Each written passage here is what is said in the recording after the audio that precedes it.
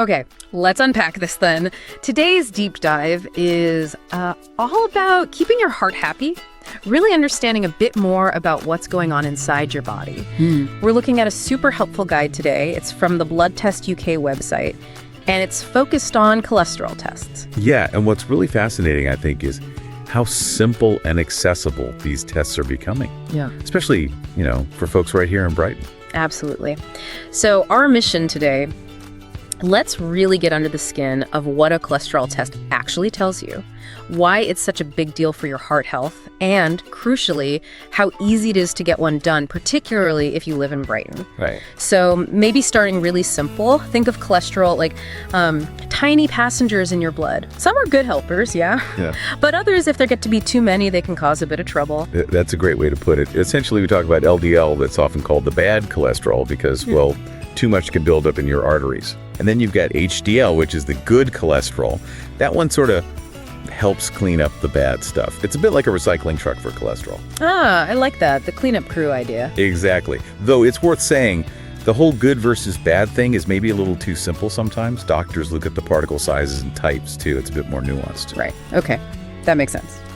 But let's get to the crunch. Why should you, listening now, really care about getting this test? Well, this is really important. It's like finding a small leak before it floods the house.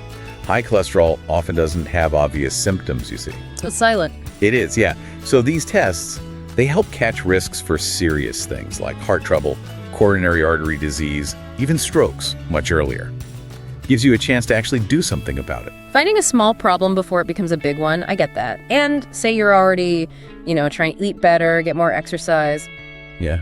This test, it acts like a sort of report card, doesn't it? Shows if what you're doing is actually working on the inside. Precisely. It's vital feedback. And, sometimes people do all the right things and the numbers are still high. Right. That's where this deep dive reminds us. Genetics can play a big part too.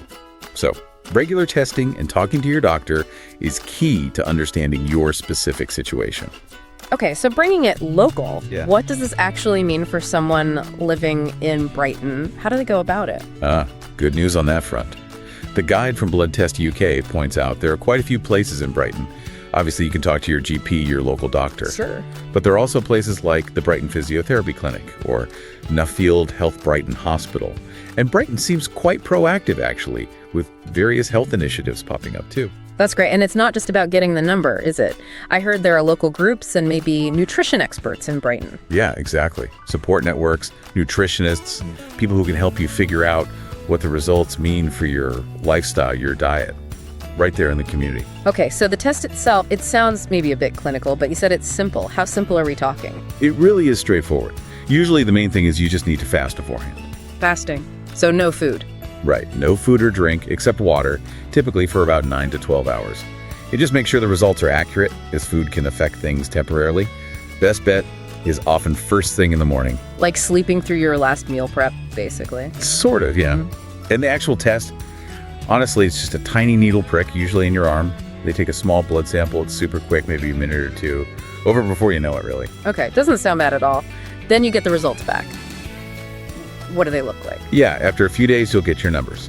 Think of it like a score. Generally, you want your total cholesterol to be less than 200 milligrams per deciliter. That's the usual unit. Under 200 total. Got it. And for the specifics, you want the good HDL score to be nice and high, ideally over 60, and the bad LDL score. You want that low, usually under 100 is a good target.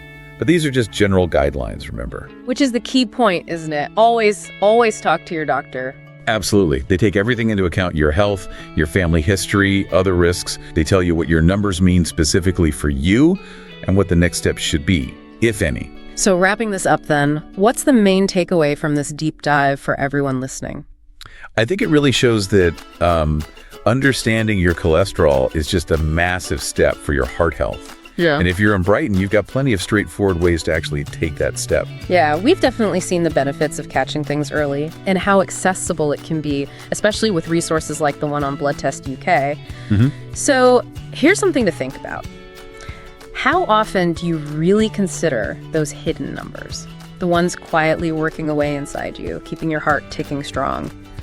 Maybe now's the time to find out what your numbers are trying to tell you.